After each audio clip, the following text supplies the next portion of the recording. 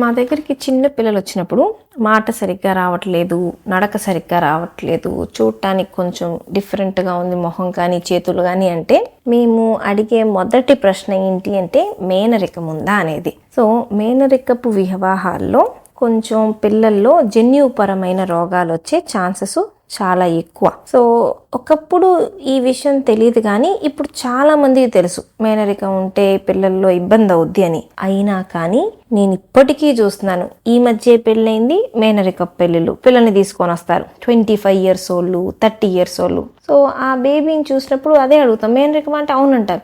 ఇంత నాలెడ్జ్ ఉన్నాక, ఇంత తెలిసిన తర్వాత కూడా ఇప్పటికీ మేనరికంలో పెళ్ళిళ్ళు చేసుకోవడం అనేది చాలా తప్పు. ఆ బిడ్డ ఏ తప్పు చేయకుండానే జీవితాంతం ఈ ఇబ్బందిని అనుభవించాలి. మనం అంతా జాగ్రత్తగా ఉండి బయట పెళ్ళిళ్ళు చేసుకున్నా అప్పుడప్పుడు జన్యుపరమైన రోగాలు రావచ్చు. కాకపోతే ఇది అట్లీస్ట్ మనం అరికట్టగలంగా ఇట్లాంటివి. కాబట్టి వీలైనంత వరకు మేనరికపు పెళ్ళిళ్ళు మాత్రం అస్సలు ఎంకరేజ్ చేయకూడదు మనం.